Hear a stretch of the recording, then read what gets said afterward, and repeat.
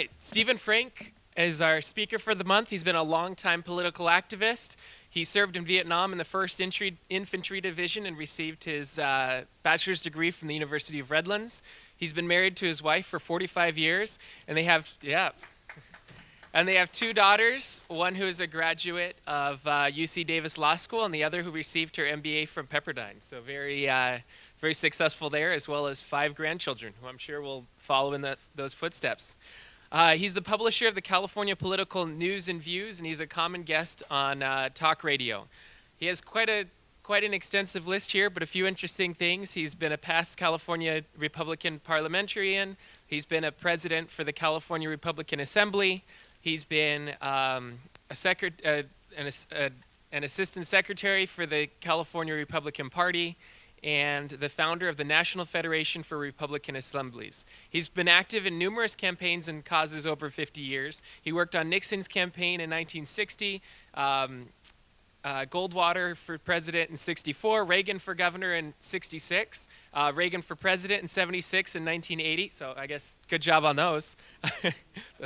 A 1980 member of the Electoral College, and a 2007 and 8 California Coalition's director for Giuliani for president, board of directors for the Tea Party California Caucus, and he's worked with numerous DC-based organizations from Americans for Tax Reform, NRA, pro-life groups, and many of the groups supporting CPAC. All right, he's advised campaigns and causes on netroots and the use of the internet for building a base and motivating a message. He's been the development of volunteer organizations in support of candidates and causes, including creating coalitions. And he is he's the developer of the POW MIA bracelet with Bob Dornan, who worked full-time on behalf of prisoners and those missing in action. So it's my great pleasure to invite up Stephen Frank. Thank you.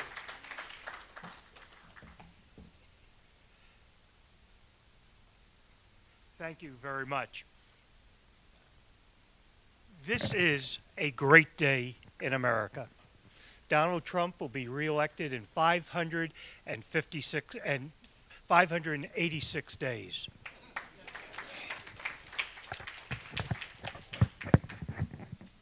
I like using my hands, so if I don't have to hold this, that'd be even better. Some of you know me, and you've heard me on KSFO radio every Wednesday morning at 6:45. Today is actually 9 years since I started on that station, and every week for 9 years, I've been talking to Brian about what goes on in the world. And my background, though, is not in politics. I was born and raised in the Bronx, New York, near Yankee Stadium. And until I moved to California, I wanted to be the second baseman for the Yankees. That was my goal. Love politics, but that was my goal. And then I hit reality. And in the 8th grade, I was in California, and I had an English class where you had to write an essay, what do you want to be when you grow up? Well, I've already given up on the idea of being second baseman for the Yankees. So what did I want to do? I decided I wanted to be an attorney. I wanted to be a police officer. I wanted to be a business person. I wanted to be a scientist. I wanted to be a doctor. And I became all of those. How did I do that? I went into politics. That's not a joke.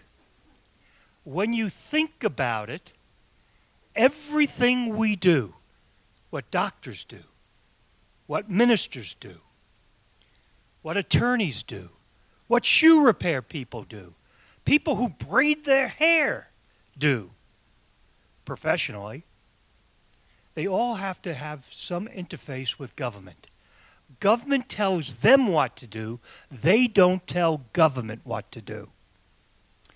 We are a nation of government, not of people.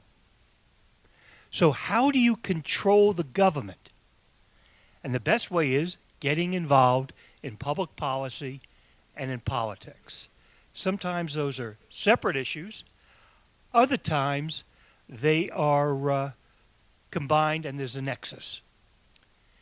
As some of you know, I am Jewish.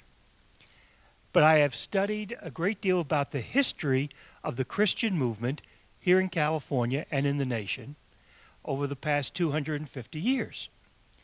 And somewhere around the time of the Civil War, there was a series of itinerant preachers who roamed the Midwest and the West who had a theory. Most famous of the preachers was a man by the name of Billy Sunday. Then later, much later on, there was Francis Schaeffer, and there were others who had the concept that we are of the next world, not of this world. Therefore, don't get involved in politics or government. Because it doesn't really matter, because for eternity, we'll be outside of government. Well, in the meantime, government controls what we do. As I like to say, every dollar of taxation is a dollar less of freedom. And every time government raises your taxes, that's less that you could give to your church, that you can give to your community, that you can give to your family, and to the needs that you want, rather than somebody 300 miles away, or in the case here, we're in San Jose area, 100 miles away. Some from the LA area. And so we need to have a new understanding of the role of faith in politics. I'll give you an example. I don't want to get into the issue of vaccinations, because that's a separate issue in and of itself. But as you know, there's now a major push in this state and nationally to make sure kids have their measles vaccination, because there's a major outbreak of measles in the country, right? We all know that. Everyone's concerned about that. Government's demanding it. No, they're not. That's a lie. Because on one hand, they're telling kids at Jones Elementary School, you must have vaccinations, right? On the other hand, San Fran Nan Pelosi, she wants open borders so anybody could come in without being vetted, without having medical tests to see if they have measles coming into our country or other communicable diseases. That's where it all comes together. As I like to say, if it wasn't for double standards, Democrats would have no standards. And so what you have is the need of the community to get involved to end the double standards, but to understand that every time there's an issue, it is an issue for people of faith. Neborius in 500 BC said, "The hands that help are as holy as the lips that pray." My good friend Mary here, I love how she prays. Not just last night at a dinner that we were at, but she puts her heart into it. And I listen to her and my good friend Dran Reese and others when they pray. Fred Vanderhoof out of Fresno when he prays. And there's real feeling there, real understanding. But for those people, Mary and Dran and Fred and the other Christians that are active in politics, it's not merely prayer that they do, it's action. Information without action is wasteful. Action without information is fanaticism. It's not enough to get the information. You then have to use the information for the betterment of yourself, your church, and your community. And everyone who is faith-based has a responsibility, not only in this life and in the next one, but a responsibility to the community. Because it's not enough to have your faith here. you have to have your faith here, out for others to see and to understand. Now, normally, and Mary, I know, has heard me give lots of political speeches. Jan, when I spoke to your group, I gave a very strong political speech. This is a little bit different because it's not enough to understand the issues of the day. We must also understand what they mean to us as human beings and as people of faith. And that is what brings us together. There are 3 points I'd like to make. We of the faith community need to be educated as to the issues, both of policy and prayer. We need to show by example what we mean and how we live. It's not enough to be Sunday Christians or Saturday Jews. You have 5 other days, 6 other days of the week to show it as well. And last, we need to be proud of the results of who we are, and what we have done. And too often, people of faith are either embarrassed to push their faith, or they are afraid that somebody will say, well, we don't believe you, therefore we're going to challenge you, and you're not ready to be challenged, or you don't wish to be challenged. I mean, how many people want to have to answer some nutcase who says, well, so what if you believe in a moral life? I believe in living as I please, and if it doesn't matter, I can kill all the babies I want, I could use all the drugs I want, I could be a hedonist and a narcissist person, I could be arrogant and a bully, and who cares? It's my life. And we need to be standing up to those type of people. We can't be tolerant of those people. And that's what's the problem of people of faith. Sometimes we are tolerant of bad people because we are afraid to speak out, speak up, and tell the truth and tell what we believe. It's not enough to tell your spouse, your children, your friends in this room, folks at church what you believe. But by living your faith, you can show the general community and society what you believe. And that is the best way to bring people to God, in my opinion. So how do you educate yourself to the issues? And I always try to look at issues from 2 points. I never go to a meeting, never ever go to a meeting where I can't say yes to 2 things. Is this good for God? Is this good for public policy? If I can't answer yes to those questions, I don't go to the meeting. Because why would I want to waste my time? So, we need to educate ourselves to the issue. Mary talked about H.R. 5. There are other bills we could talk about that are just as bad. We know what the Democrats believe. Unfortunately, there are some Republicans who believe the same way as the Democrats and try to make you feel bad that you don't believe as they do. Stand up to them. Don't let them off the hook. But you need to educate yourself to public policy. In what areas? Education first. We know that the schools are being used not as education centers, but indoctrination camps. And I use that word very specifically. Indoctrination camps.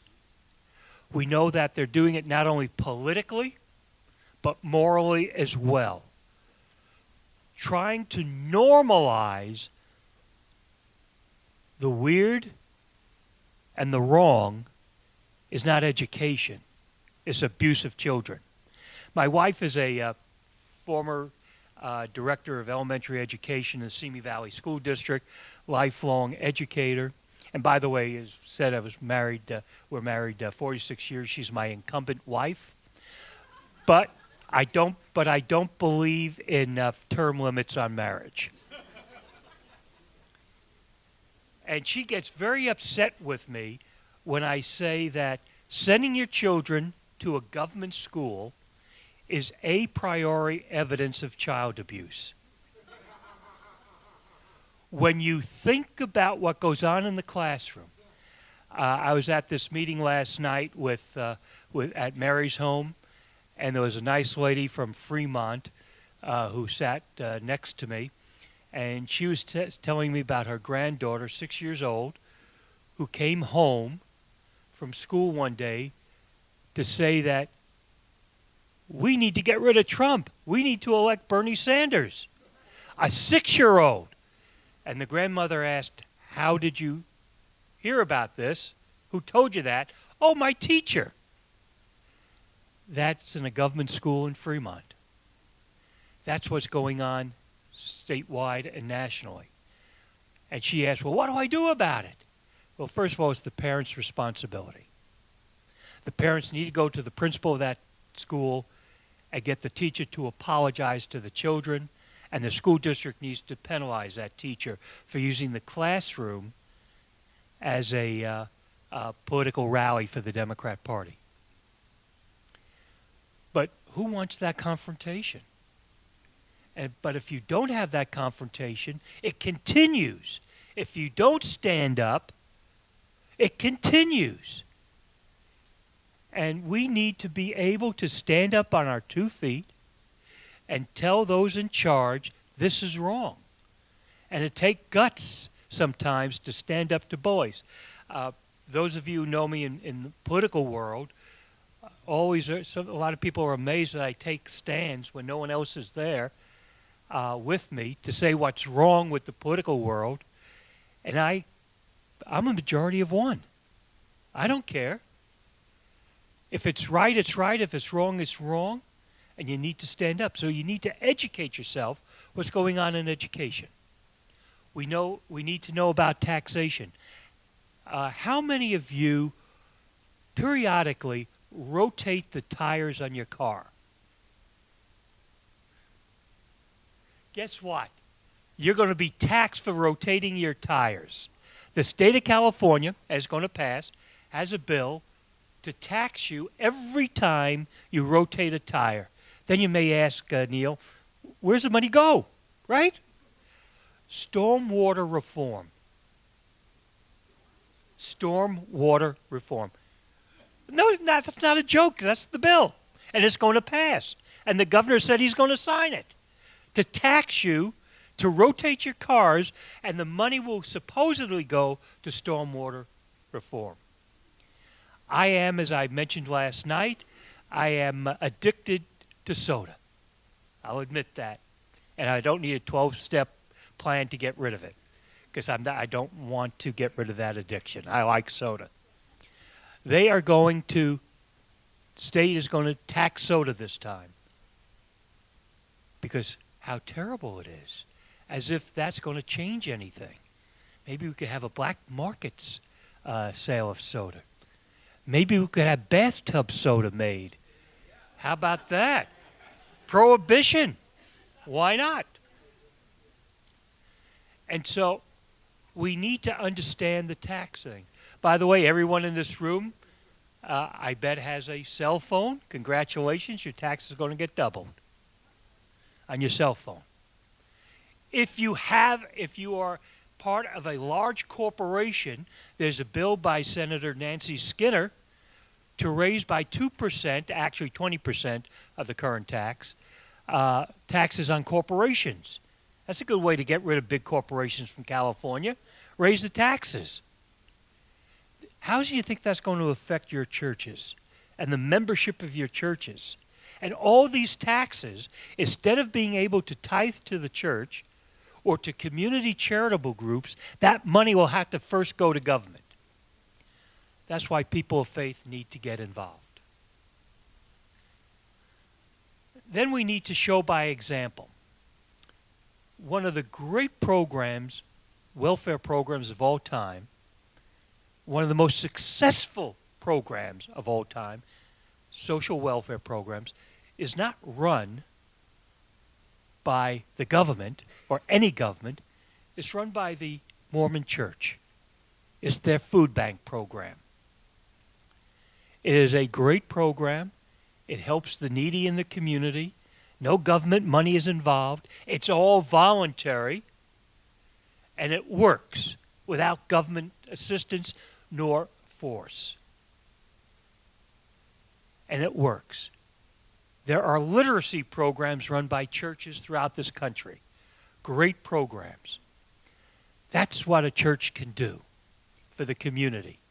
Not political, may not be originally showing your faith, but by helping your fellow man, you are showing your faith by helping those in need. Not because you're forced to.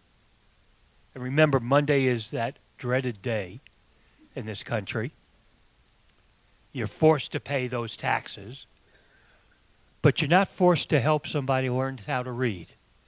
You're not forced to go to a program where you help using your experience and background to train those who need the training to get a job. And those are good things to do. Those are the things the faith community can do in a way that shows our humanity, our faith, and the ability of people instead of government making a difference. And there's always a difference between government and that. The last part of showing by example is by the way we live our lives. Obviously, I'm in politics, and one of the first lessons I learned in 1960 was live your life in a way that if something occurred and it appeared on the front page of the New York Times or the LA Times, you wouldn't be embarrassed.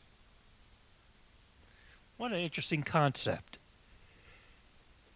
When you're thinking of doing something, think about how it would look if somebody outed you and put that story of what you did in the local newspaper, in the Mercury News. Would you be happy about it, or would you be embarrassed by it? And we can make that decision. But where do we get that moral foundation? It doesn't come from government. It doesn't come from the Constitution, as much as we like the Constitution.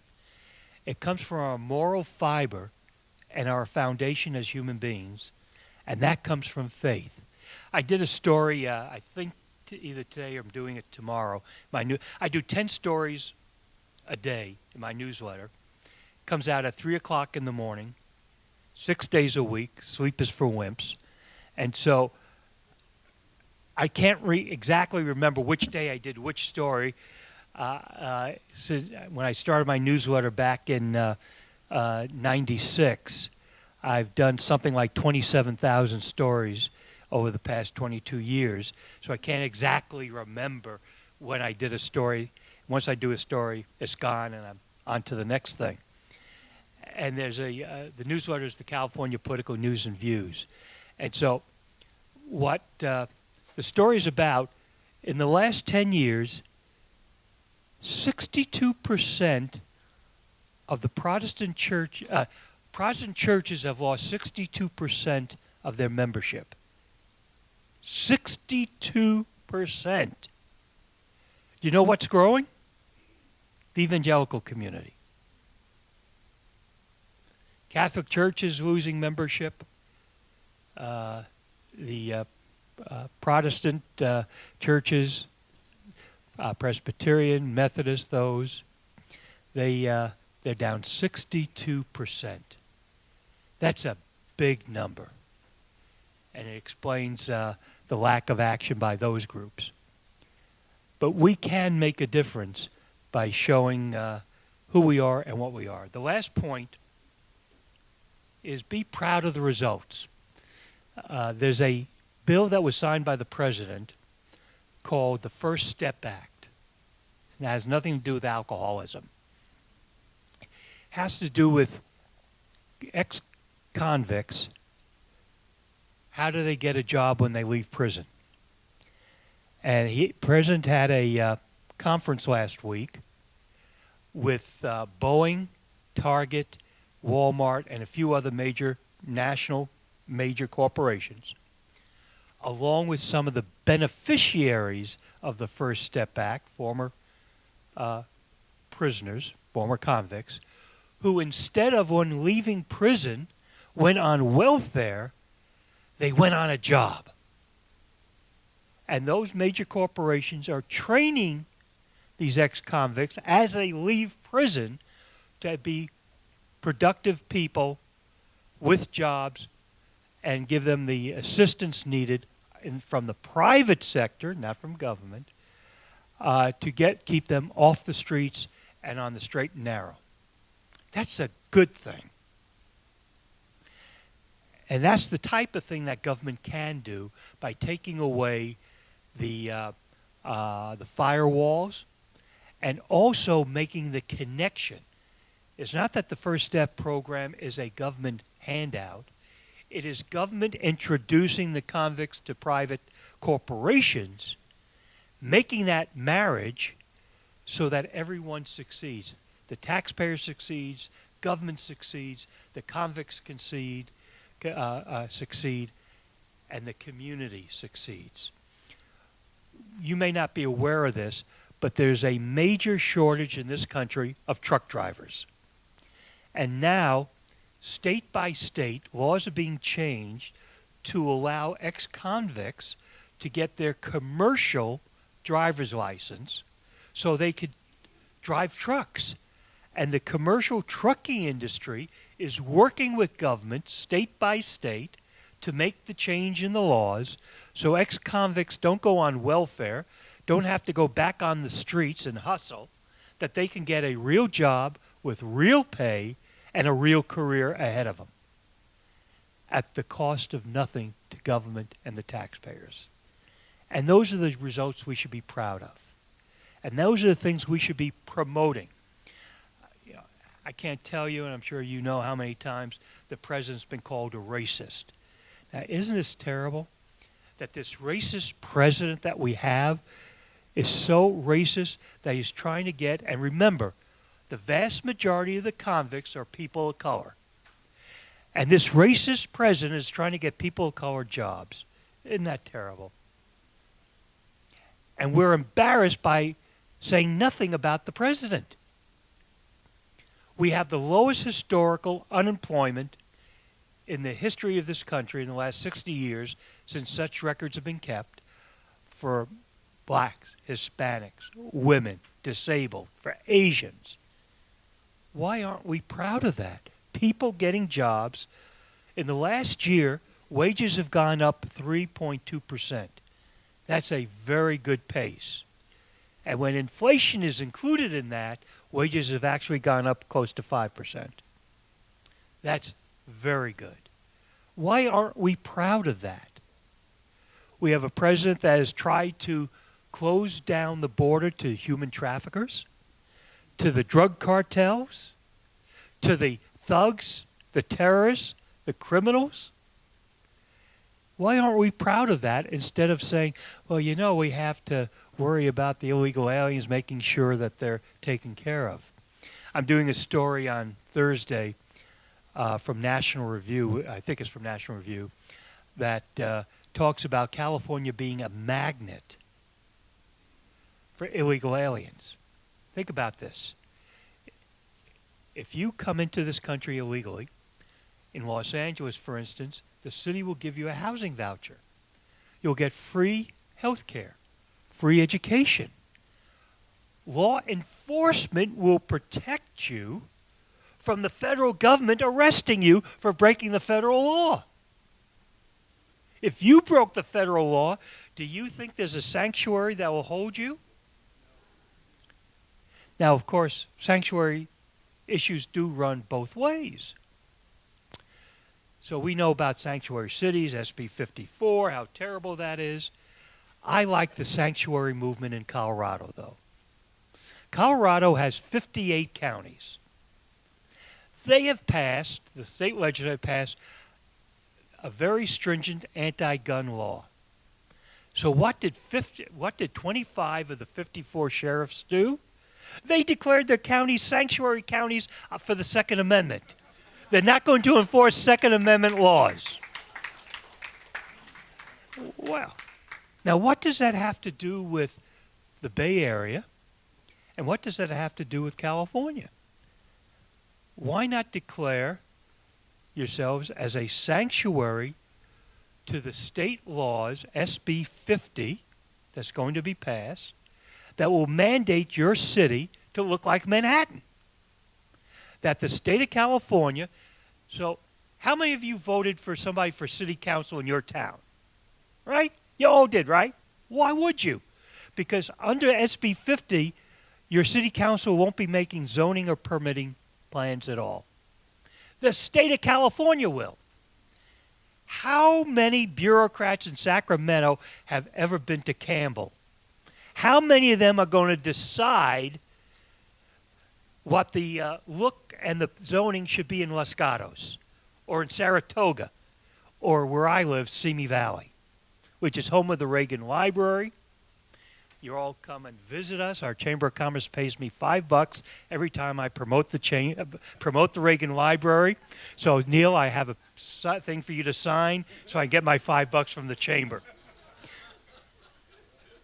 There is a reality here that the state doesn't want you to make your own local decisions.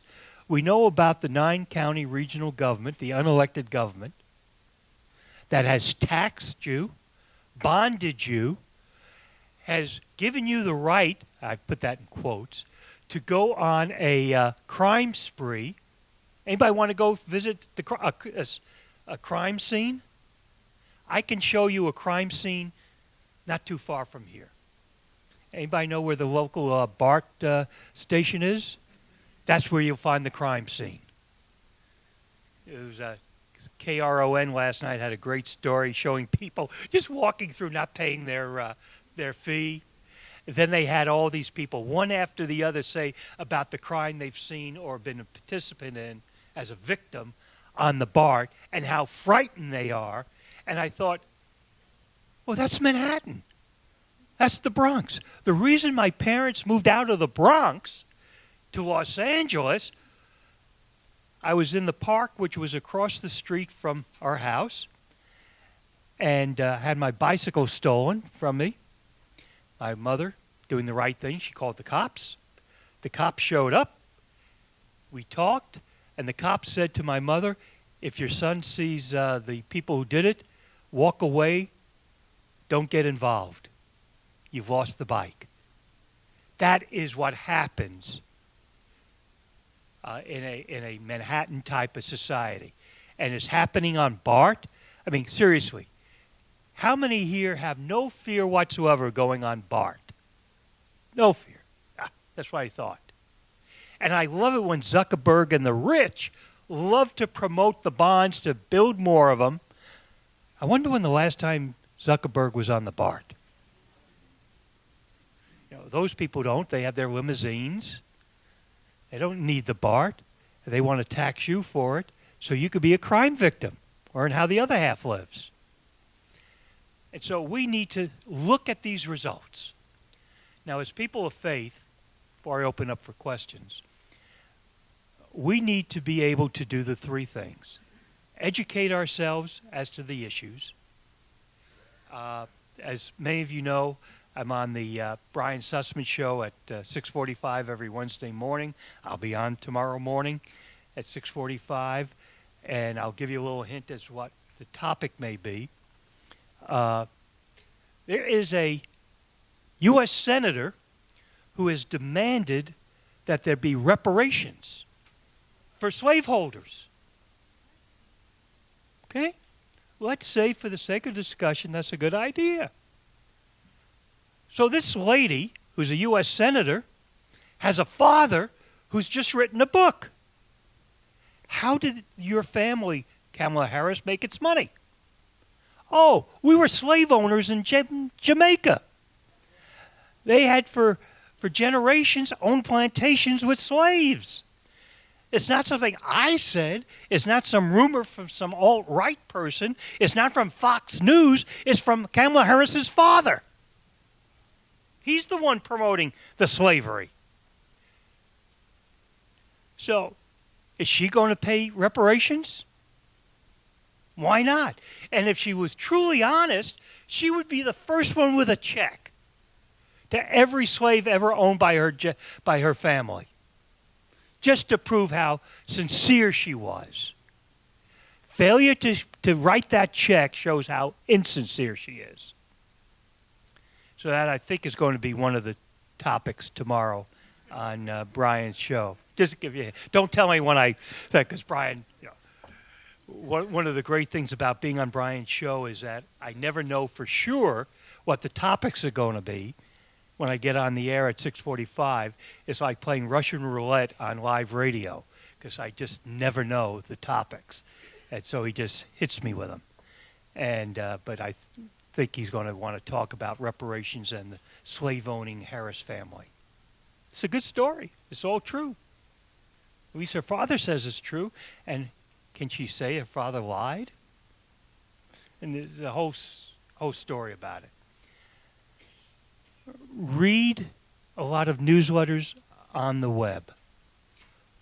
Read a lot of newspapers. Challenge the stories. Get involved. Watch TV, not just watching Fox News, but watch CNN, and as I did this morning, watch MSNBC. Not because they're telling the truth, but because you have to know what the other side is saying. You have to understand their point of view to challenge your point of view so that you can more accurately answer the challenges in daily life. As much as I dislike some of those fake news stations, they give me a hint as to what's coming up and what the argument's going to be, so I could prepare myself in debate for the arguments against it. The last thing is, don't live your faith on Sunday.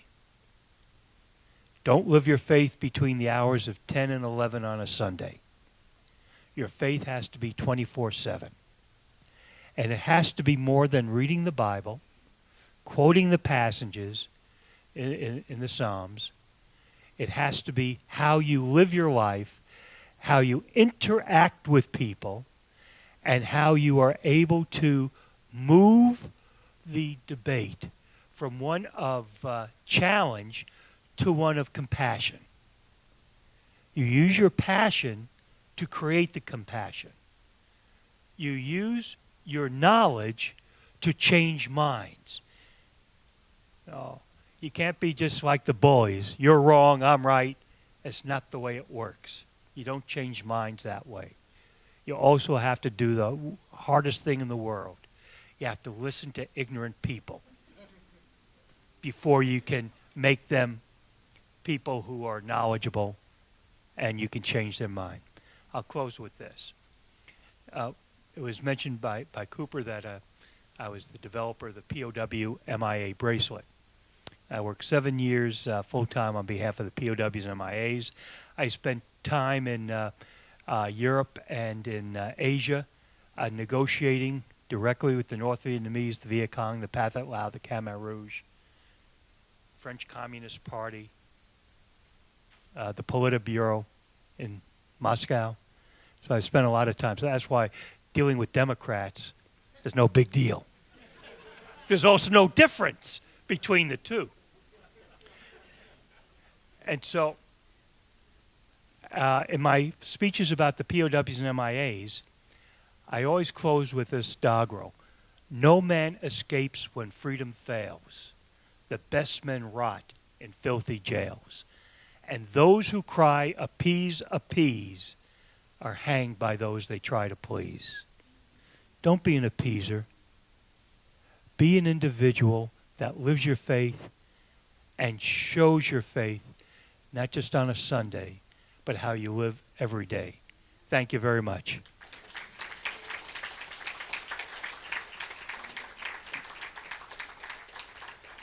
All right, so we can do some questions and answers. You got it. Let me grab the other mic.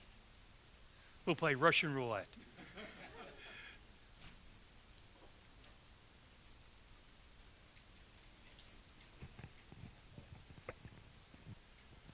All right, this one's good to go. Questions? All right. Well, this isn't. Is it on? It's on. There you go. Okay. This isn't actually a question, but I just want to remind everybody that one Thursday a month at the Campbell Community Center at the Heritage Theater is a naturalization ceremony once a month. And there are hundreds of people that are lined up to go in there to celebrate the naturalization of people who have done it the right way.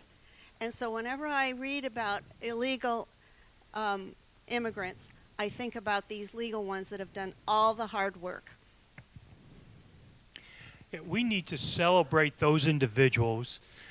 There's a guy that many of you know. He's a co-sponsor of your event on April 24th, Peter Coe. It took him 24 years to become an American citizen. But he did it the right way. He went through the process. Personally, I'm sorry it took so long for somebody like Peter to become a citizen. He should have become a citizen much sooner. He's a quality individual. But he did go through the process. So many others that we know went through the process. And now you can vote in San Francisco for school board if you're an illegal alien. I mean, why would you want to become a citizen? Housing, education, health care. So we need to celebrate those individuals who have become citizens, as you put it correctly, the right way. Steve, I have a question for you. Speaking of Kamala Harris, what do you see the impact's going to be of us moving our primary to March? Is it going to be totally messing up the election, or what do you see? The primary, whether it was March or June, is going to have a major impact on the Republican Party. A major impact. And the fact that it's in March instead of June is going to make it an even bigger impact on the Republican Party. Let me explain. I think we all know that Donald Trump will be renominated for president as a Republican, right? We know that. Okay? We also know that under the state law, there will be almost no ballot measures on the ballot in March because all ballot measures are moved to November, except for very rare occasions. And the major ones for 2020 are on the November ballot. So, if there's no race for U.S. Senate, which there isn't, or statewide office, which there isn't, and as Republicans, we know that Trump will be renominated, so that's not a big deal. I mean, it's important, but it's not a big deal to get people out to vote. Who's going to come out to vote? Those who support Kamala Harris, those who support Joe Biden, those who support Elizabeth Warren. And I can't believe there's anybody that supports that teeny bopper who just announced, what's his name, Swalwell? The teeny bopper? And so, Swalwell, whatever. You know, I just love him. He reminds me of a high school debater who just smiles his way through things. Doesn't have any facts at hand, but doesn't matter to him. But the point I'm making is the Democrats are going to come out in extremely large numbers. The Republicans, on the other hand, are going to come out in extremely low numbers. What difference does that make? Because under Prop 14, only the top two get to be on the ballot in November for Assembly, State Senate, or Congress. So if significantly more Democrats come out to vote, then there'll be fewer Republicans on the November ballot. How bad is that? In 2016, there were 24 legislative seats out of 153 with no Republicans on the ballot. In 2018, there were 41 legislative seats without a Republican on the November ballot. So the question then is, how many Republicans will be left on the ballot for 2020? Well, there'll be a few, but not very many, especially here in the Bay Area. Especially here. The only cases where there will be Republicans on the ballot are where there's an incumbent Democrat running for re-election that's not challenged by the progressives, which is the ultra-socialist wing of the Democrat Party. In that case, there will be a Republican on the ballot if a Republican runs. But I want you to think about something. Senate District 15. currently held by Bell, right? He's termed out. There are going to be 2 Democrats who are going to run. All right? There's going to be no significant Republican running. Why? Because the Republican who is going to run changed his party to decline to state. We're not going. His name is Johnny Camus, and so there's not going to be a significant Republican on the ballot. Not giving away any trade secrets here. Just as public knowledge, he's running. You go on his website. He even has a website for his race as a nonpartisan, and he's changed his party from Republican to decline to state. And we're going to see more and more of that statewide as long as we have Prop 14. And as long as the Republican Party stays divided, and as long as the Republican Party has leadership that tells candidates stay away from Donald Trump, don't mention his name, which means you're not going to talk about the great results of his administration. So when you ask the question about the march, all of this plays into it. I am not looking. I'll put it in a very succinct way.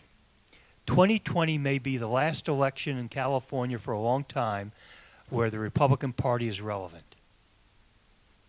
Because remember, in 2021 we have redistricting. And there'll be more races, more districts that will be put into the Democrat ledger as automatic after that. And remember, we only have 19 members of the Assembly out of 80. We'll have 11 members out of 40 in the state Senate, and out of 53 members of the congressional delegation, we have 7. Worse than that is, thanks to the census, California's going to lose 1 or 2 congressional seats. Do you think there'll be Republican seats or Democrat seats that go? So that's what we're facing. That's how important the March election is to get the Republican vote out. All right, then we have two questions over here. So. Okay, I want to be sure that I understood what you said. Did you say 65% of Protestant population were losing membership? 62. Okay, and the only segment that is growing is evangelicals? Correct. How do you define evangelicals? That's an interesting question, because there's a survey that shows that. It'll be in my newsletter, and they'll explain how they define evangelicals. And the way I define evangelical, not part of the mainstream, in the sense that they're not Presbyterian, they're not Methodist, they're not Unitarian. They are separate churches as opposed to a national church or international church. Non-denominational, good way of putting it. That is just one way of doing it. And of course, even under the evangelical, you have the Pentecostal, which is a very different, for an outsider like me, it becomes a different form of evangelicalism of theology. Okay, so this morning the Board of Supervisors, I'm not real clear, I'm hoping that you will know what this is about. A Voters' Choice Act that the supervisors of San Jose voted, or Santa Clara County voted on this morning, about something about 11 days to cast votes instead of 1 day, and less polling places, more options. Do you know anything about There's a law in California by 2024, there'll be no more polling places. It's called the Choice Act. Actually, it's the Non-Choice Act. Well, what they've done is begun the process of getting rid of the polling places. LA County, now imagine how big LA County is geographically. In the 2020 election, there's only going to be 75 polling places in the whole county. That's from Long Beach to Lancaster, from Chatsworth to Diamond Bar. 75 in the whole county. There might be lines, or there might not be votes, or everyone will just vote by mail. And that's a disaster. But I don't know about the 11 days versus 1 day. Oh, no, I'm not quite sure about that. But that's what they're talking about. They're just moving up the date from 2024. Some counties, in this last election, 5 counties went all vote by mail. So far, there's over 20 counties for 2020 that are all vote by mail, and they're still, as you know, voting on it. And some, like LA County, pretty much vote by mail. When you have a county as geographically as large as LA, with only 75 polling places, that's vote by mail. Okay, I'm a public school teacher, I just retired. My gut sense about how we wake up the parents of the children that are getting indoctrinated by these socialists in the public schools, the Asian community, the traditional Hispanics who are God-believing, God-fearing people, many of the Chinese, they're joining these evangelical churches. They're coming to America and they're embracing God and traditional values. How do we wake them up about what's happening in the school? Because I truly believe that if we can wake them up there, what's happening to their precious children, they may come over to the Republican side. What are your opinions about that? There is a church in La Cañada, Flint Ridge, which is somewhere around the Burbank area in Los Angeles, that does a great job of educating the parents. And they have a monthly public affairs group that meets. I've spoken to them every 2 years for the last 6 or 8 years, giving them background on ballot measures for the November election. In October, every 2 years, I speak to them. But they have speakers throughout the year that talk about public education, what I call government education, because there is no public education. It's government education. Just like there's no public transportation, it's government transportation. It's because government runs it. Why are we calling it the public when the public doesn't run it or have a say of it? And what they do at this church in La Cañada is to bring in people who are working on different aspects of curriculum, of sex education. I was there late September, early October for my presentation, and they also had a lady there who is an expert on the Glendale and the Burbank Schools sex education program, and she had a great slide presentation, PowerPoint presentation, I should say, and that showed what they were teaching versus the morals of the community. They were teaching the kids about normalization of things that should not and are not normal. And so what they do in this church is they go down as a church to the school board meetings, and in public comments, one after the other, and they have it pre-planned what they say. Mary will be told to say this much. You would be told, Tim, to say this much, so you're not repeating what Mary said.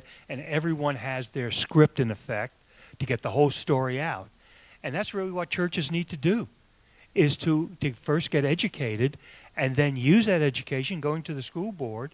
In the Caneo School District, which is Thousand Oaks, the other side of Simi Valley, they have a great conservative group that does that on the sex education program and on the textbooks. And meeting after meeting, they have a group of people who have become trained in that particular subject, and one by one they give the message that they have, and that's through Rob McCoy's church, Godspell Church, I think is the name of it. Godspeed, yeah.